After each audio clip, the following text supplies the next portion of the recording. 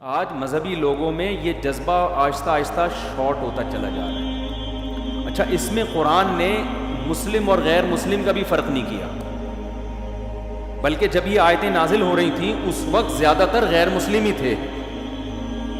سورہ یاسین مکہ میں نازل ہوئی ہے، اس وقت مسلم زیادہ تھے مکہ میں، یہ غیر مسلم زیادہ تھے؟ غیر مسلم تھے نا۔ تو قرآن ترغیب کیا دے رہا ہے؟ کھانا کھلانے کی، اور کہہ رہا ہے کہ یہ غریبوں کو کھانا نہیں کھلاتے۔ اس پہ غیر مسلموں نے کیا کہا؟ انطعم من لو یشاء اللہ اطعما۔ قرآن نے ان کا یہ اعتراض نقل کیا۔ نبی جب بہت زیادہ ترغیب دے رہے تھے نا کہ اللہ لوگوں کی حاجتیں پوری کرو، یہ اللہ کا حکم ہے، تو جب بہت زیادہ آپ نے اس مضمون کو دہرایا ہے تو مشرکین مکہ نے کہا کہ اللہ کو اگر اس مخلوق پہ اتنا ترس آ رہا ہے تو خود کیوں نہیں کھلا دیتا؟ نہیں، ہمیں بار بار کیوں کہہ رہا ہے کہ ہم کھلائیں؟ آپ کہہ سکتے ہیں غیر مسلم کو تو احکام کا حکم نہیں دیا جاتا نا، تو غیر مسلم اعتراض کیوں کر رہے ہیں؟ بھائی دیکھو، میں اگر اعلان کر رہا ہوں نماز پڑھو، نہیں پڑھو گے تو یہ ہوگا، غیر مسلم آ کے اعتراض کر رہا ہے کہ ہم کیوں نماز پڑھیں، اس میں تو یہ نقصان ہے، تو میں فوراً کہوں گا میں آپ کو تھوڑی کہہ رہا ہوں، میں کس کو کہہ رہا ہوں؟ بولو، مسلمانوں کو کہہ رہا ہوں، ایسا ہی ہے نا؟ تو اب کھانا کھلانے کی جب نبی ترغیب دے رہے تھے مکہ میں، بہت پوائنٹ ٹو بی نوٹڈ ہے، اس کو سمجھیں۔ مکہ میں قرآن اتر رہا تھا، بار بار کھانا کھلاتے ہیں۔ کھانے سے مراد سمجھ گئے کھانا نہیں ہے، ان کی حاجتوں کو پورا کرنا۔ اور اس کی وجہ یہ بھی تھی اس زمانے میں علاج معالجے کی صنعت، اس فیلڈ نے تو ترقی ویسے بھی اتنی نہیں کی تھی نا، ڈاکٹر حکیم ہوتے ہی نہیں تھے، بہت کم ہوتے تھے، تو زیادہ فوکس، اور ضرورت بھی کھانے کی تھی لوگوں کو، تو اس لیے زیادہ فوکس کھانے کو اس بیس پہ بھی کیا گیا ہے۔ تو مکہ میں جب قرآن نازل ہو رہا تھا، بار بار سورہ بلد دیکھیں آپ، او اطعام فی یوم ذی مسغبہ، ایسے دن کھانا کھلاؤ جو بھوک کا دن ہو، یتیمن ذا مقربہ او مسکینن ذا متربہ، ایسے یتیم کو کھلاؤ جو قرابت دار ہو، ایسے مسکین کو کھلاؤ جس کو بھوک نے مٹی سے ملا دیا ہو، اس گھاٹی سے تمہیں گزرنا پڑے گا۔ اس کو قرآن نے گھاٹی کہا، اس مشکل راستے سے تمہیں گزرنا پڑے گا۔ تو بہت ترغیبیں سورہ یاسین میں بھی، تو مشرکین نے آ کے طنز کیا کہ آپ اتنا کھانا کھلانا کر رہے ہو، غریبوں کا خیال، انطعم من لو یشاء اللہ اطعما، اللہ چاہے تو ان کو خود کیوں نہیں کھلا دیتا؟ اللہ نے پھر غریب پیدا کیوں کیا ہے؟ سمجھ میں آ رہی بات؟ اس کا مطلب کیا ہوا کہ یہ ترغیب صرف مسلمانوں کو نہیں تھی، یہ کس کو تھی؟ بولو، کافروں کو بھی تھی۔ ورنہ جب مشرکین نے یہ اعتراض نقل کیا، اور قرآن نے بھی مشرکین نے جب یہ اعتراض کیا تو قرآن نے ان کی ورڈنگ کو بھی قرآن کی آیت بنا کے نازل کر دیا۔ اگر یہ حکم مشرکین کو نہ ہوتا تو قرآن کہتا ہے اے نبی ان سے کہو ہم تمہیں کب کہہ رہے ہیں کہ کھانا کھلاؤ، ہم تو مسلمانوں کو کہہ رہے ہیں، ہم جانے مسلمان جانے، تمہیں بیچ میں پڑھنے کی کیا ضرورت ہے؟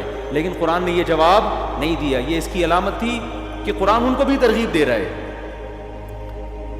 کیوں؟ ایک طرف ہم کہتے ہیں کہ غیر مسلم ایمان کے بغیر عمل کرے گا تو وہ قبول نہیں ہے، دوسری طرف ہم کہتے ہیں قرآن ان کو بھی کیا کر رہا ہے؟ ترغیب دے رہا ہے۔ اس پوائنٹ کو اچھی طرح کھوپڑی میں بٹھائیں۔ اصل میں قرآن جو ان کو ترغیب دے رہا ہے یہ وہ ساتھ ساتھ ایمان کی بھی، کہ کھانا کھلاؤ ایمان لا کر۔ اب ایمان کا تذکرہ کیے بغیر کھانے کا تذکرہ کیوں ہو رہا ہے؟ اس لیے کہ قرآن یہ مان رہا ہے کہ صحیح طرح سے کھانا جب ہی کھلاؤ گے جب کس پر ایمان لے کر آؤ گے؟ اللہ پر۔ تو قرآن نقصانات بیان کر رہا ہے، اللہ پر ایمان نہیں لے کر آتے، اس وجہ سے تم غریبوں کا خیال کرتے نہیں ہو، تو یہ اللہ پر ایمان نہ لانے کا ایک بہت بڑا نقصان ہے۔ تو قیامت میں تمہیں ڈبل سزا ملے گی، ایمان نہ لانے کی بھی، اور ایمان نہ لانے کی وجہ سے سوسائٹی میں جو فساد پیدا ہو رہا ہے اس کے بھی تم مجرم ہو، اس کی بھی سزا تمہیں ملے گی۔ سمجھ میں آ رہی ہے بات کہ نہیں آ رہی ہے؟ اس کی مثال ایسے جیسے آج ہم غیر مسلموں کو کہتے ہیں، ہم غیروں کو جو غیر مسلم ہیں نا، ہم ان سے کہتے ہیں کہ آپ جو اسلام قبول نہیں کر رہے ہیں نا، اس کی تو سزا ملے گی آپ کو۔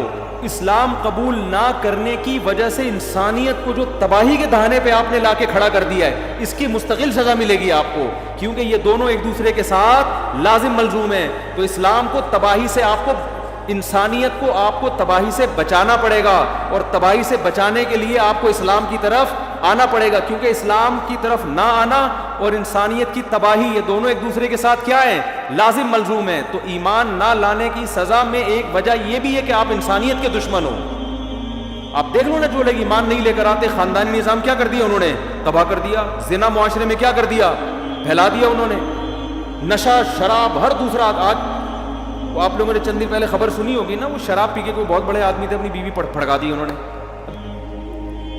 وجہ کیا ہے؟ اگر آپ مذہب کو فالو کرتے تو مذہب آپ کو شراب پینے کی اجازت نہیں دیتا، لہذا آپ اس بحث میں ہی نہیں الجھتے کہ پینا چاہیے کہ نہیں پینا چاہیے۔ آپ نے مذہب کو فالو نہیں کیا، آپ خامخواہ کی بحث میں لگ گئے کہ پینے سے کیا ہوتا ہے۔ اب جب ہو گیا تو وہی یہ ہوتا ہے پینے سے۔ اب وہ جو جس کو مار دیا وہ واپس ہو سکتی ہے؟ ہم تو اس بحث میں ہی نہیں۔ اللہ کا شکر ہے میں نہیں پیتا، اللہ نے بچایا ہوا ہے۔ اب میرے سامنے کوئی آ کے بیسیوں دلائل دے، مفتی صاحب پینے سے کچھ نہیں ہوتا، ریلیکس ہو جاتا ہے، اتنی پیو جتنی افورڈ کر سکتے ہو۔ گورے بھی تو پی کے ڈرائیونگ بھی کرتے ہیں، جہاز اڑا لیتے ہیں وہ پی کے، تو یہ سب کچھ ہوتا ہے، تو کیا ہوتا ہے؟ تو مجھے مذہب نے کیا کہا کہ بھائی اس بحث میں الجھنے کی آپ کو اجازت ہے ہی نہیں۔ حرام کا مطلب کیا ہوتا ہے؟ حرام۔ اب تو جتنے مرضی میڈیکل رپورٹیں میرے سامنے لا دے تو میں نہیں پیوں گا۔ اس کا فائدہ کیا ہو رہا ہے؟ میرے گھر والے تشدد سے بولو بچے۔ اللہ نہ کرے میں اگر ان کو ماروں گا بھی تو سوچ سمجھ کے ماروں گا، ماروں گا نہیں، لیکن ایک مثال دے رہا ہوں۔ ایسے نہیں ہوگا کہ مارا اور پھر ابے یہ کیا ہو گیا یار، یہ کیا ہو گیا، یہ تو بندہ ہی مر گیا۔ انشاءاللہ ماروں گا نہیں کہ اس کو بھی لوگ کلپ بنا دیں گے، بھائی ان کا پروگرام ہے پٹائی لگانے کا۔ ایک مثال دے رہا ہوں میں، پینے والا تو کچھ بھی کر لیتا ہے۔